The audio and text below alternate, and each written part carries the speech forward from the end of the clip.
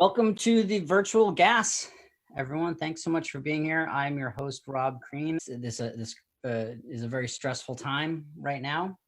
I'm thinking about a lot of things. I've been thinking about the police. I think everyone has. I've always had pretty strong feelings about the police. I've been on two juries. And the first time I got on a jury, I was annoyed that I'd been selected. My girlfriend at the time said, "Why didn't you just tell them that you hate cops?" And I said, "Well, I don't want to lie. I felt like it was important for me to be honest." And she said, "Well, no, it wouldn't have been a lie. You hate cops. You're always talking about how much you hate cops." Oh, I guess that's true. I do, because they're unpleasant. But you're a white guy. They probably won't kill me, but they're still mean.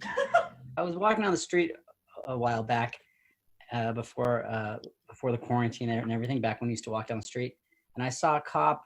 He was standing in front of a building, and he was wearing a uniform that did not fit, which I don't think they should be allowed to do. It's not the most important thing on the list of things they shouldn't be allowed to do that they do, but I do think it is something they shouldn't be allowed to do. Because here's the thing: I saw this cop standing in front of a building wearing a uniform that did not fit, and my first thought was, there is for sure behind that building a dead naked cop in a dumpster. It's probably not true, but the alternative is not. The alternative is this is a guy who is a police officer who can't dress himself, Like, you just imagine this guy walking around all day like, "Oh, geez, such and I was in big trouble if I lost my gun again."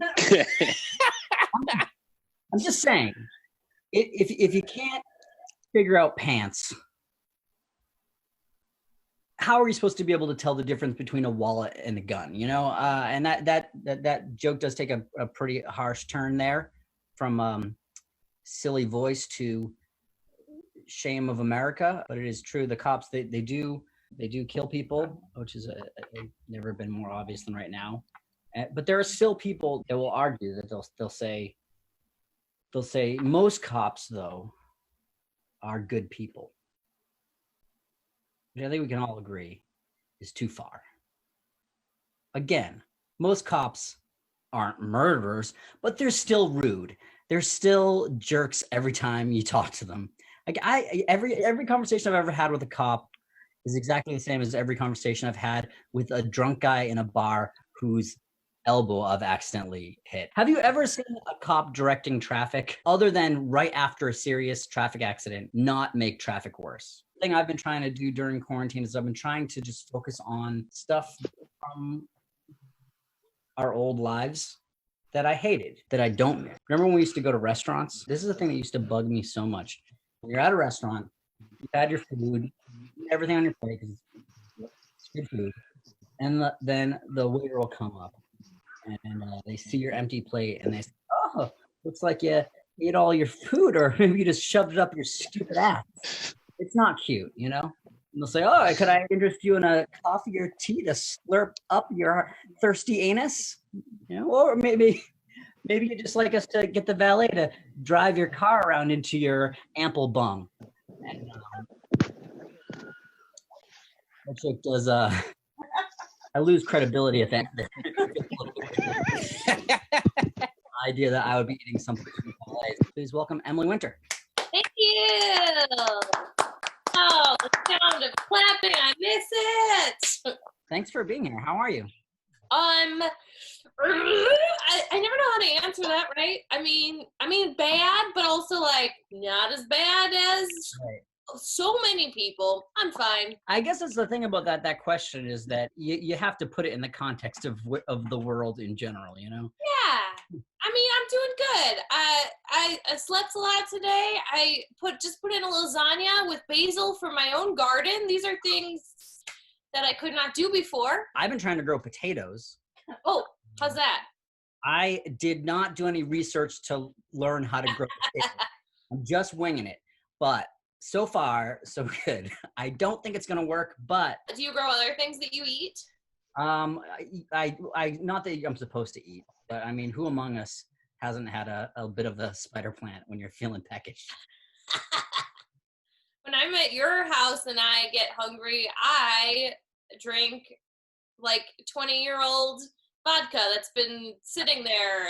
Who made that? I made it. It was something that I'd done for a few years back when I was drinking. Was on around Christmas. I would fill this.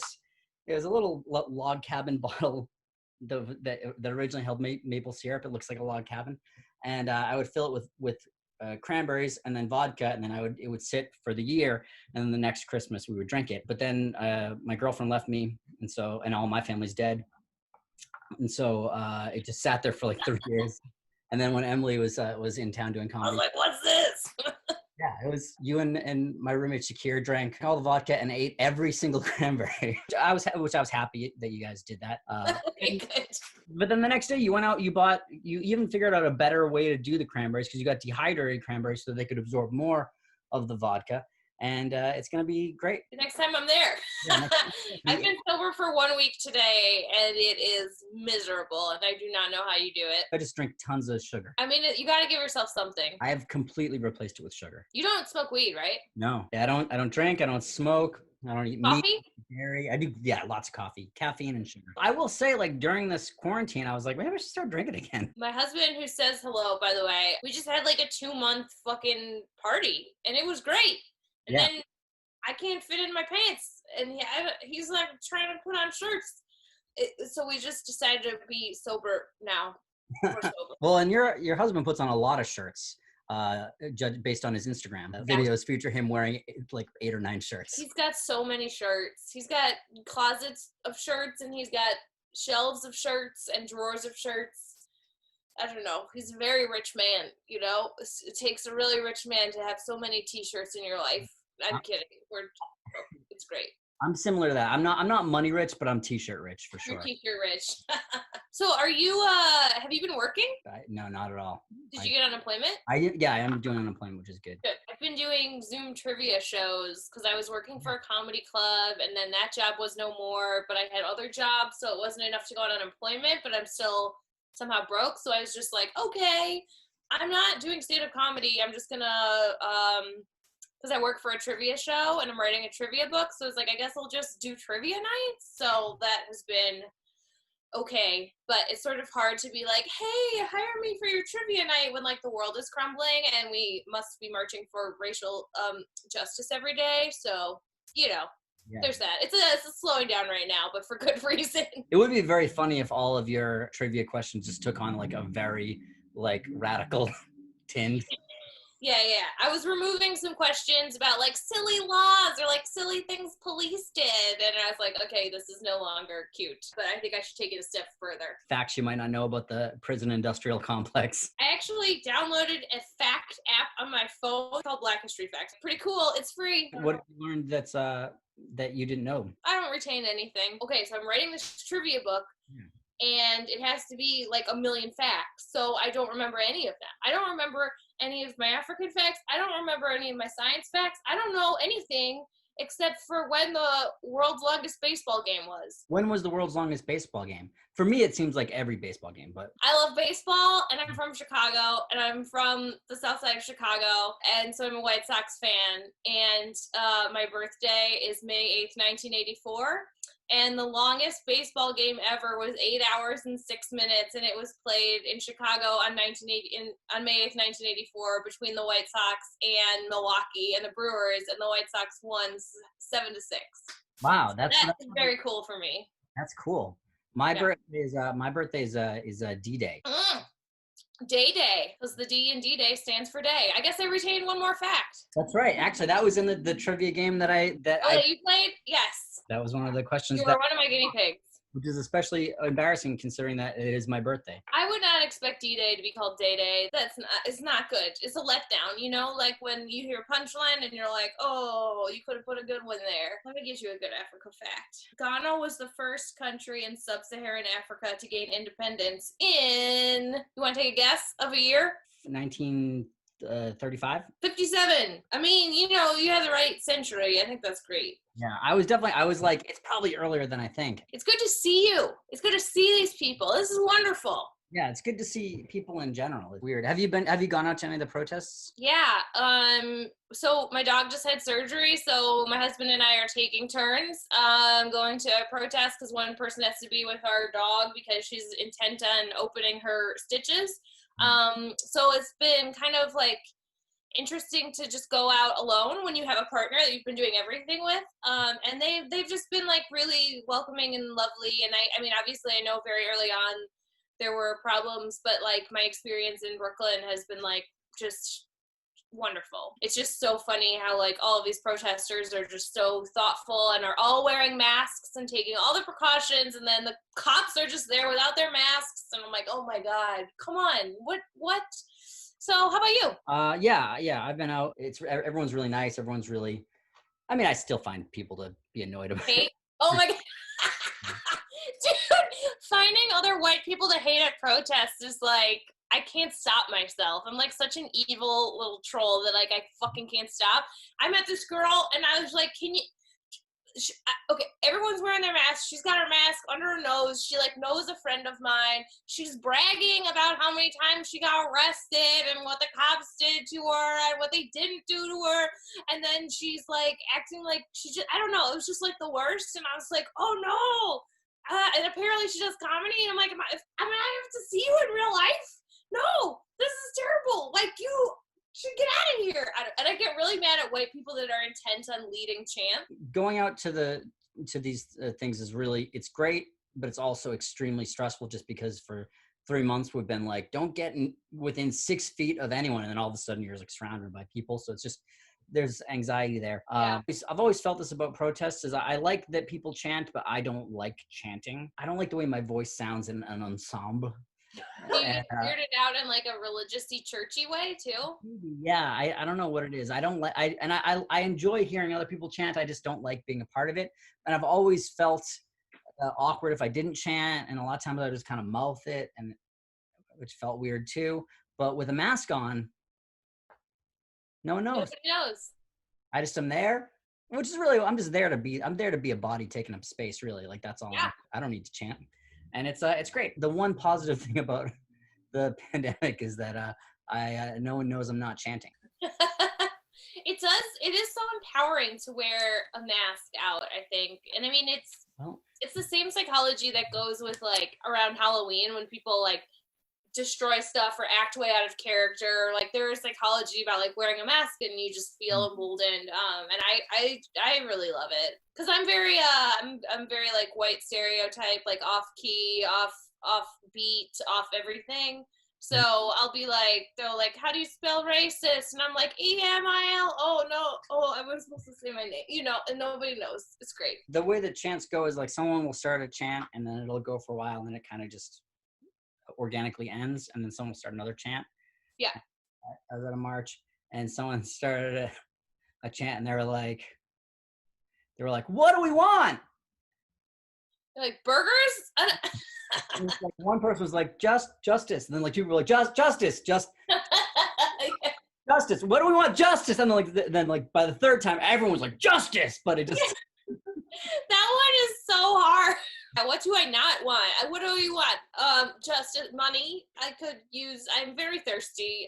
Bathroom. I don't know.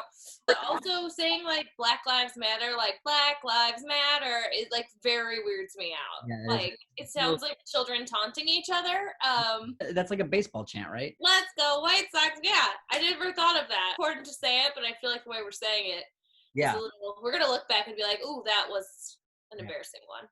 Matt, do they do that chant for football in the UK? Or? I have no idea, sorry. I know about baseball, but not about soccer. I don't know about either. Is anybody watching South Korean baseball? I'm not. I think it's on at like 3 a.m. I live in Boston. I don't watch the Red Sox when they play, so. Right. You're not a fan. It's not into it. I like that other people enjoy it, but man, is it boring. Well, this has been fun, Rob.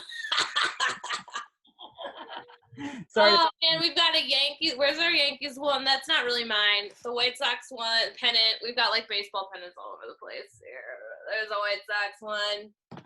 Anyway, I'm glad that you enjoy it. It's just, you know, I'm sure I enjoy lots of stuff that you wouldn't enjoy. Yeah, like sobriety. I don't get it at all. Yeah. It seems boring, Yeah. but to me, it's about the strategy. What's your strategy, dude? Every day I'm like tearing my skin off. Like, can I make it one more moment? It's actually really easy for me. I just don't drink. I don't know.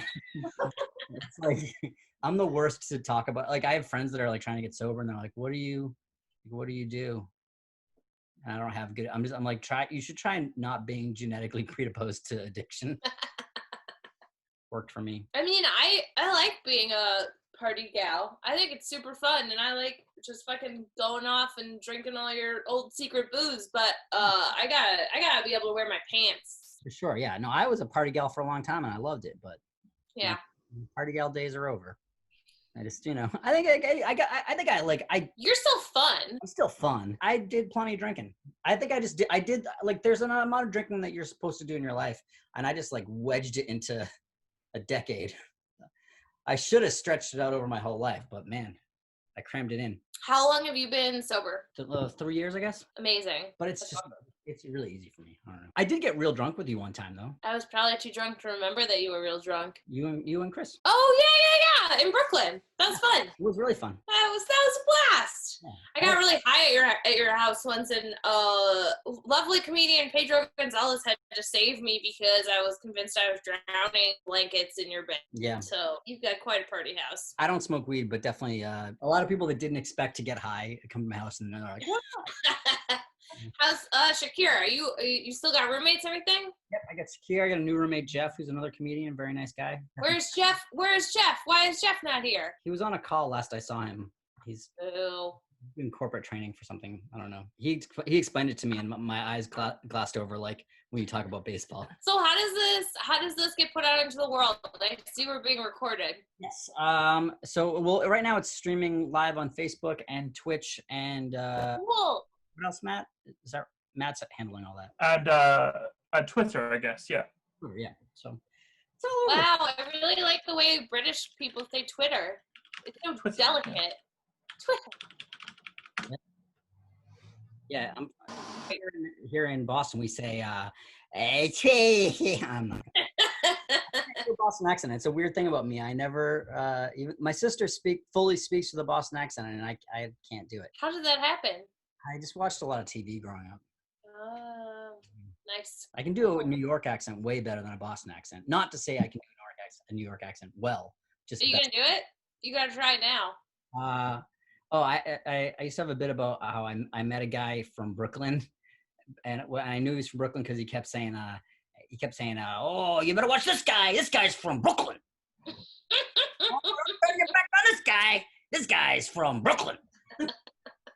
That's pretty good.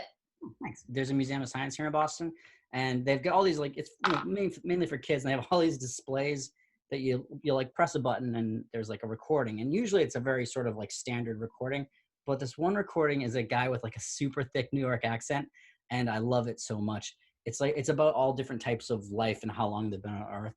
So it'll just be like, ferns have existed for over 4 billion years, and also if you guys have a lot of good natural light, they can really brighten up the place. You sound like my landlord now. You've always been a fierce writer too. So are you writing a lot more now? Yeah, I got the book. I gotta finish this goddamn book.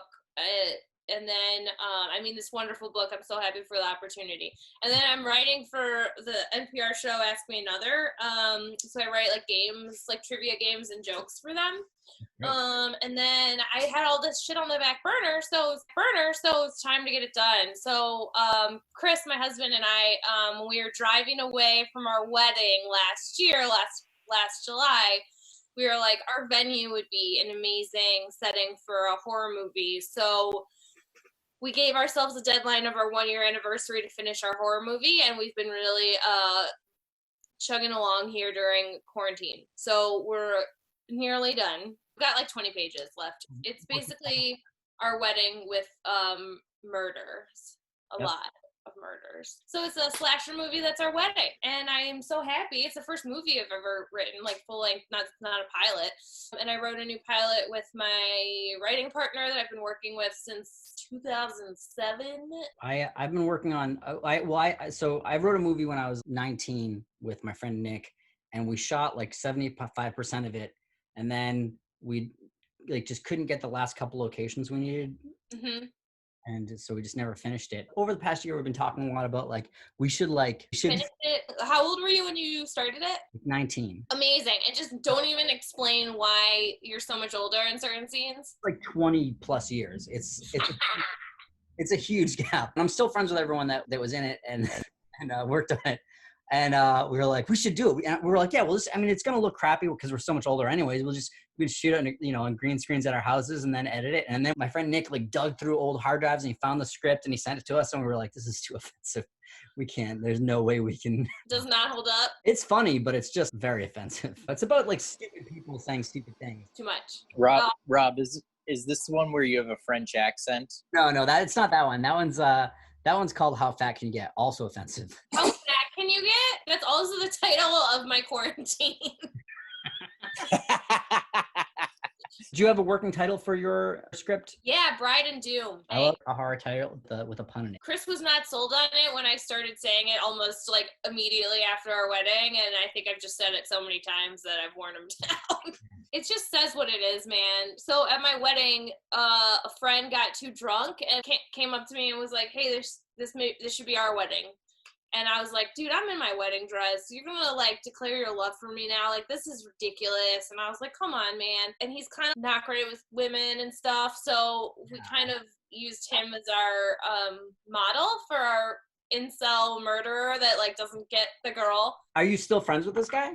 Yeah. Yeah, good. We've never discussed that he did this, and he was like blackout drunk, and like people had to like load him into the bus the next day to like he was just like out of it. But yeah. It's just like I told Chris about it, and he also told a bunch of other people while he was so drunk that it should have been our wedding. And we were like, all right, let's just make him a murderer, and then that's our way of handling that. If you sell the movie, will you have a conversation with this guy before it comes out? I don't think so. I don't think I will. I just don't think I will, because we gave him a different name. Yeah. And I think we gave him Fedora or something, and like, I don't know, maybe I'll just never figure it out. I mean, it also depends on how the actor plays it, Really, it might give it a whole different spin so it's unrecognizable to him. Absolutely. Well, if you're looking for a real creepy guy in a movie, I know this actor named Gary Petersen. That's an absolute creep. He's, hey, Gary. Good to see you. Hi, Rob. I think I could smell you from here. That's my audition. Thank you for having me. This was super fun, and it was great to see all of you guys. Thank you.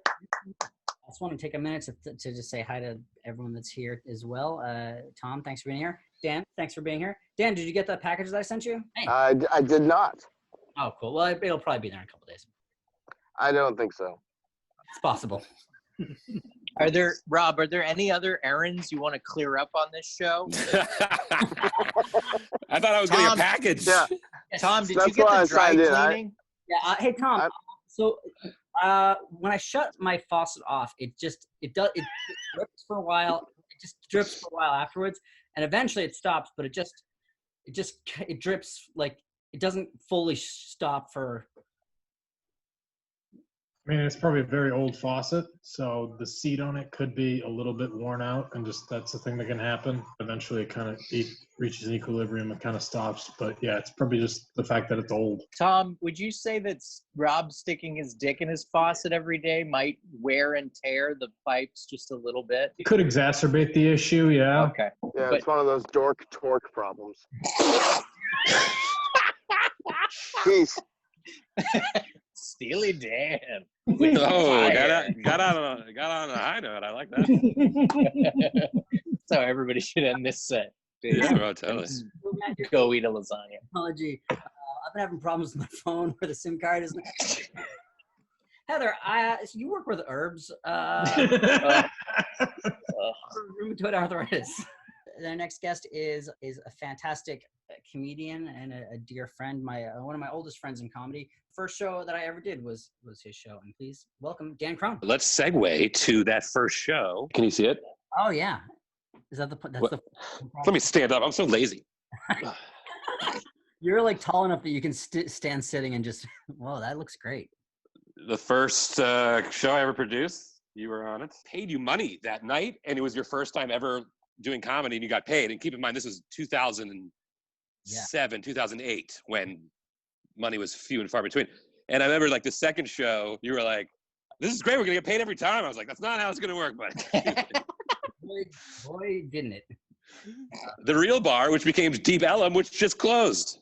Did it close? It did.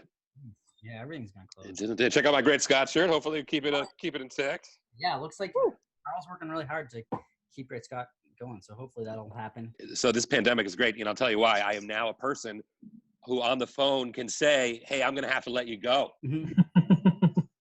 I was never one of those people. And now time is short. We don't know if we're going to die. I don't want to waste time on the phone. So I said it to my buddy Donald the other day. I was like, "Hey, Donald, I'm going to have to let you go." And he gave me a cure for COVID. He said sword swallowing. All right. Rob, if I get your laugh, that's the one that counts. How about some more hilarious tweets? I mean, jokes. That's my favorite joke. I was never a person to pee in a bottle in a car. In fact, not only am I not that kind of person, I just learned recently that in order for you to do that, you have to pull the car over. And that never even occurred to me. So Tom's shaking. No, okay. Because I've heard of like, right, because I was thinking it was like, I'd have to hold the wheel and pee in the bottle. It would have to be a large enough bottle. And so my friend was like, just pull the car over and do it. Like, this is a week. I'm 42. I just figured this out now. Well, your friend's an idiot. If you pull the car over, just pee. Yeah, you just get out of the car and pee. Okay, let's say it's not a place where you could. I'm trying to think of the time I did it. Oh, it's a story that I'll tell in a bit.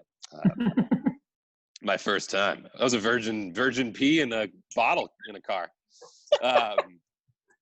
I talk to myself a lot. I don't know if you guys talk to yourselves, or do you do it more now in the sort of quarantine pandemic? Rob, are you talking to yourself? Probably less, because now my roommates are always home. Out loud, a couple days ago, I stood up and I said, "What am I going to do now? Masturbate?" And I didn't. I played video games. I'm a sellout. You know, like when you get that impetus to go masturbate, I don't know why, but for a while, the way that would verbally happen in my brain is I would just say, "Well, time to smash my dick with a rock." I don't know why. Luckily, for me, it's just on a list of like things I can do, like watch Netflix, or like in the list, like as I was thinking out loud. I was like, "Nah, I'll save that for later." That's the great thing about it, is that you can always do it and then do it again later. I wanted to do this in my backyard and say that the line was going to be, "I'm not comfortable doing indoor Zoom shows yet," but I didn't go. I didn't go because my neighbor's having like a party. There's a lot of people there breathing heavy. Oh, the new normal. I hope the new normal is me having 7 girlfriends. That's more of a tweet. Have you ever tried to get like free therapy from people that you talk to in your day-to-day interactions to see if you can get away with it? I was getting my oil changed and he's like, "What's the best way to reach you?" I was like, "Probably text." I don't text back right away. "Hey, how long do you think is too long before I would text back somebody, right away? Is that a problem for you?" And he was like, "Dude, you need a new air filter." Like I saw my Instacart guy the other day and I was like, "Hey man, you got a second?" Just trying to talk to somebody. Can I share you a text with you that if someone that's bad at texting? Go for it. I'm doing a show with Gary Petersen, who's here. And I see him. Hours editing this 90-minute show to like an hour. I spent a lot of time. I sent him a link for the video, and I said, "Hey, take a look at this." And then the next day I said, "Did you watch the edit?" 36 hours later, he responds, "Yes." Yeah, no, I mean, Gary, where were you? Were missing in action? I told Rob 2 days ago that I would be out to sea fishing because I am a man. Wow. And Rob then decided to text me at so jealous. West Coast time, 5:46 a.m. my time. "Did you get the edit?" Which is great, because I was up at 3 a.m. anyways to fish. And number 2, I don't know what goes on in Rob's head. I know it's not good because look at him. But if he wanted to communicate to me, Dan, that he wanted feedback, I would have happily given such. I like this. I like facilitating this, and I want to tell both of you that make sure you have a lot of leniency for friendships and their conversations, especially via text during the pandemic. Don't overthink everything. And I'm saying this because I'm older than. Actually, no, wait, Rob, are you older than me? Maybe. How old are you? 42. I'm 42 as well, but I just turned last week, so. Okay. Well, I was going to say, so don't let that shit go, everybody. I think it's very funny that you were like, do you ever try and work through stuff like with a therapist with other people? And then I immediately tricked you into doing group therapy for me and Gary. Oh, all right. No, I get it. It's not group therapy. It's couples therapy. Let me just make that very clear. We've been in a relationship for a long time. It's open. Course, because I wouldn't fuck that. So, props to anybody that goes through that for whatever reason. But you gotta live your life. I feel like I give Rob a lot, and he continues to take from me. So I just don't know what to do. Well, take this next hilarious joke that I've written. See how I make it back about me? Is this my Zoom? I was privately texting Gary in the Zoom chat. You guys weren't there, sorry. That before the pandemic happened, I went to Costco and I bought readers, and I've probably needed these for like years and completely ignored the fact. And so I'm reading again. Yeah. Damn it! I thought that was going to be the punchline. I mean, I just relate to it so much because for years, I've always had like perfect vision, and then for years I just like couldn't read. The last 3 years, I was just like, how come I can't read? And it was because I'm really an idiot. I didn't even get glasses. I just waited for my dad to die. And Gary says he was born with readers, which is hilarious. Oh yeah, Gary has what's known as he was diagnosed with diarrhea of the eyes. You can tell my sanity by my Amazon purchase history. Early March, mid-March, I bought a survivalist radio with a hand crank. It's solar powered in case the grid goes down. And 2 weeks ago, I bought tiramisu Oreos. Update: don't buy food on eBay.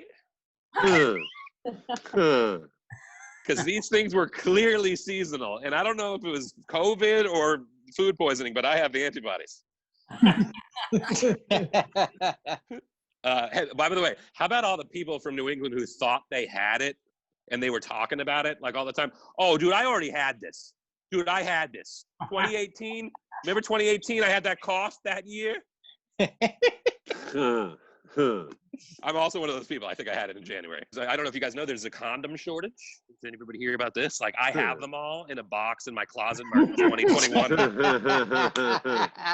I'm just kidding. I don't use boxes. It's like the best joke I've written in 10 years. I really think a box full of condoms is kind of sad. But and it's in a closet as well. But imagine like a plastic bag full of condoms. Sure. I'm trying to think anything worse than that. That would be a backpack. Old sneakers full of condoms. A boot. That's my boot full of condoms. Just before this all went down, I was in like a 2 months kind of fling. It was fun. It had crazy relationship vibes, yet not. And then it's funny, like I get all my advice from my Apple Watch. This is pretty pathetic if you think about it. I don't know if you have an Apple Watch, if you know about the Apple Watch, but like it gives you like health reminders. Like it tells you like you did it, or like walk another 20 steps to reach your move goal or whatever. It's actually pretty great for the pandemic and keeps me motivated to not sit on my ass all day. But anyway, so anyway, this relationship was crazy. Like she flew down for Valentine's Day, and then I drove to Ithaca to break up with her, to call it even. And I figured she flew here, so I might as well drive to Ithaca. Longest drive I've ever done, and I've only done a 4-hour drive 3 times for comedy. Wow. Yeah. So anyway, went to Ithaca with like the whole point of like trying to end the relationship or whatever it was. Who knows what it was? But and I get there, and it's I'm not trying to rush anything except the sex stuff. But Like, I tried to let her go gently over the course of 3 hours, and she ended up leaving me in the hotel room. And like, I was sitting on my bed. I was like, oh, is this the right thing to do? What the hell? I don't know. And I stood up and my watch vibrated and it said, you did it. True story. That actually happened. And I was like, yes, this was the right move. Keep it going. Thanks. Appreciate it. Thank you. I can go back to my readers. Welcome, Gary. There's a little unrest right now. I haven't gone outside much. It's hard to support anybody when you look like part of the problem. Because I shave my head and I have this beard. So people either think I'm part of white pride or Jewish. And there's really no happy middle ground where why can't I be both? But my point is, I recently found out that I am Jewish, so I've got a team now. And it was crazy, the origins of it. My family is from Sicily, on my mother's side. They had a horse farm. They were proud folks who owned a farm, and they happened to be Jewish. And our research of history found out they were unaffectionately known as the Jews of Sicily. And I got a spit take on a Zoom. I'll take it. Yeah, you definitely did. And when I say it that way, I'm just saying it how it was spelled in our history, because we were apparently like one of the very few, maybe only Jewish families within the island of Sicily, which was a lot of civil unrest. The mafia was there and stuff like that. And we had a horse farm. And the reason why we left is because the mafia then killed over 100 horses to send us a message. And now it's like when I watch The Godfather and they kill one horse, I'm like, that's nothing. They packed up out of fear, which you naturally would expect. They came to Massachusetts, the Commonwealth. When they landed, they said, look, we're Catholic now. That's all we are. If anybody asks, they kept it such a secret from their heritage out of fear that we recently discovered this, so we had no idea. Rob, you had a question. Isn't it true that so your family was known as the Jews of Sicily, but then when they moved to the United States, they became known as nerds? That's correct. Yes. They came here on a ship they made out of Legos, and then they started openly blogging about their experience on Twitch. My family has the Italian look of Super Mario. 10 of my uncles all have thin mustaches, white skin, and they're always trying to free a white woman. I am in an interracial relationship right now. I've never dated anyone outside my race as a rule. No, it was because is that joke outdated? I'm very happy and I'm very proud of my partner, but I'm very self-conscious. I'm not trying to champion the fact that I'm in an interracial relationship. It's just a fact, and that's all. And I was telling this to my friend Morgan Freeman, and it reminded us of our favorite Toni Morrison documentary, which I recommend everybody checking out. The relationship is going good. She's Vietnamese, and I love Platoon, so it works out. But it's a very sexually happy relationship to the point where, and this is kind of a weird thing to be proud of, I broke my bed recently. Yeah, you did. I feel like that deserves a round of applause. Nobody wants to applaud for that. That's that was pretty a layup. good. That was a layup. I know I'm built like a brick shit house, but I broke my bed because, we've been doing it fat. I gained weight. When it broke and we were in the middle of it, she said, oh my God, your furniture. And I said, focus. Which lets you know my priorities as a person. But I put the bed on the floor, problem solved. Look out downstairs, neighbors. What can I do? How can I make a difference? What had happened was I went to get ice cream at a very liberally type ice cream place. The type of place where they're like, our napkins are made out of vegans, like that type of place. It just had the vibe that like everybody behind the counter is in a band and it's not going well. You're in for like not a traditional experience. Your ice cream flavors are named like Brambleskins. It's named after a Tolkien reference that you don't even know. I'm in the shop, I'm in line, and there's a little old lady in front of me. She's ordering, and she's like, can I have this, please? And they're like, would you like that in a cone or a cup, ma'am? And she's like, chocolate. And I like that. It's like she doesn't play by anybody's rules. You know what I mean? Like if you were a census taker and you're like, are you a Democrat or Republican? She'd be like, Tyrannosaurus. Next question. So it's my turn to order. Remember, it's a liberally type place, and I am from Massachusetts, so I order ice cream the way I always have ordered ice cream my entire life. I say, can I have a small strawberry in a cup with Jimmy's on top, please? And a person behind me in line goes, asshole. And I said, hello. And they said, you're a racist. And I said, what's happening right now? And she said, your topping, Jimmy's, is a slang term derived from the Jim Crow laws from segregation. So that makes you a racist. And I was like, oh my God. And then I had to leave. And went home and I did research and I found out Jimmy's were invented by a guy named James Bartholomew who liked chocolate sprinkles in his ice cream. That's it.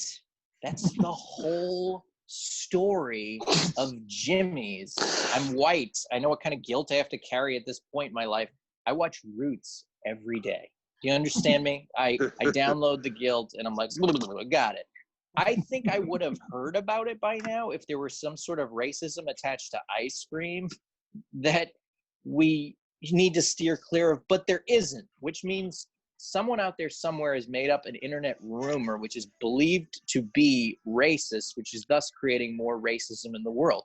Whoever this is, stop it. We don't need more racism. We're good. Like there's enough. Turkey in the Straw is about slaves. There's so many things out there that are so racist. There's a football team called the Chiefs. We're okay. Just back off. Don't take away ice cream from me. It's all I have. Do you understand? I'm terrified to go into these places and be like, can I have a brownie batter sundae? And they're like, how dare you, sir? I work at a shelter for batter brownies, and that is offensive. My point is, we need to listen to people. I stopped saying Jimmy's even just so I don't have to deal with this shit. And that's really what I'm trying to do in my own life, is I truly believe that if we get to a point of equality in the world, that we will treat everybody the way we want to be treated, which is I fucking ignore them. That's real equality. When you're at the point where everybody is equal and you'd be like, yeah, big fucking deal. That is where we need to get to be the more perfect union of America. And that is my set. Thank you so much, everybody. Thank you, Rob. Thanks, everybody. A little bit of a surprise for you. I hope this is okay. But we've been coming for a long time. And I actually found I have an old video of you doing stand-up that I just thought would be fun to just going back in the old days. So let's just take a look. Yes. Comedian, including Louis C.K., who I'm open for maybe some of my comedy jokes. All right, hey boy, what is up with diarrhea? How's it so delicious? Oh boy, I'm Petersen jokes. I went on a date with a lady, and oh boy, she turned up dead, but I had nothing to do with it. I'm Gary Petersen.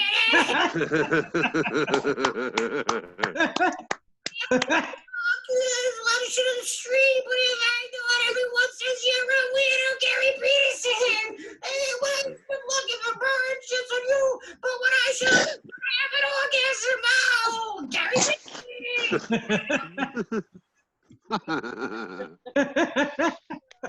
Drop that. That you're Gary Petersen signing off. That you used to always say at the end of every set. I remember. Now, Rob. Yes. I would show footage of you, but as you know, they do not images of somebody's getting mowed down by a plane. Oh, I thought that was a video you were queuing up. There is no guidelines that support the type of hate speech that you continually use, just so everybody knows. Rob, you're you're a good person on paper, and you're my friend.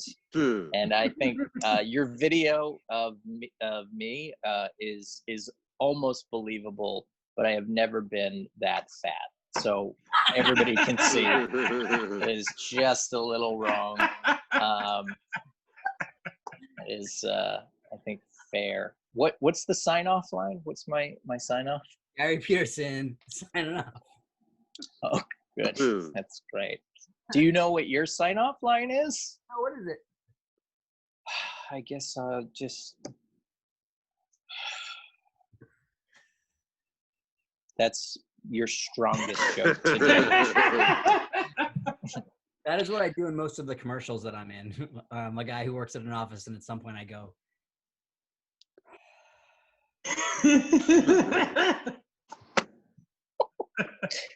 You're a monster, Rob. You're a monster. You're really terrible. Where can people get your album, Rob? deadandmellow.com. Hey, Oh, cool. Dan, you've also got an album, right? Where can people get your album? Well, you have 12. I was supposed to record my second album, but then this virus came out. Gross.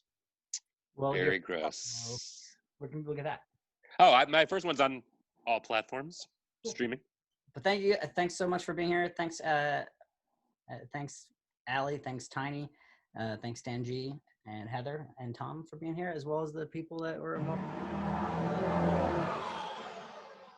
Have a great night. Bye, everybody. Later, everybody.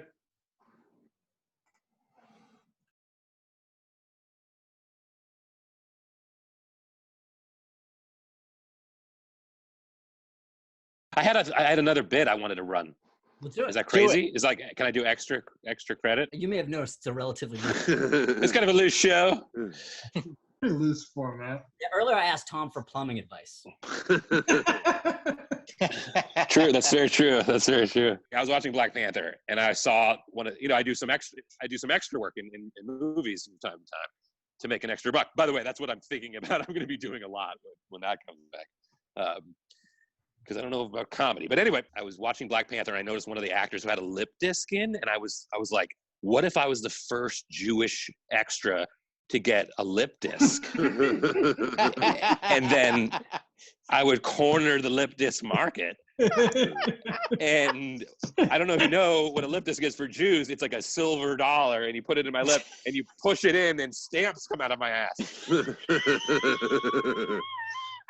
Do you know the actor Martin Freeman? He's in like the British Office. I don't. He was in Fargo. I don't. Okay. He was Bilbo Baggins in The Hobbit. Whatever. The point is, he's this actor I like. Now you got me. Now you got me. I really like him. I'm a big fan. I have a friend who's also a big fan. And a couple summers ago, he had this movie come out called Ghost Story. I went and saw it, and my friend said, "Oh, I really want to see that. How was it?" And I said, it's. I mean, if you like Martin Freeman, honestly, I would just see Black Panther again. It's definitely the whitest way to describe Black Panther. What's Black Panther? It's about the CIA agent who goes.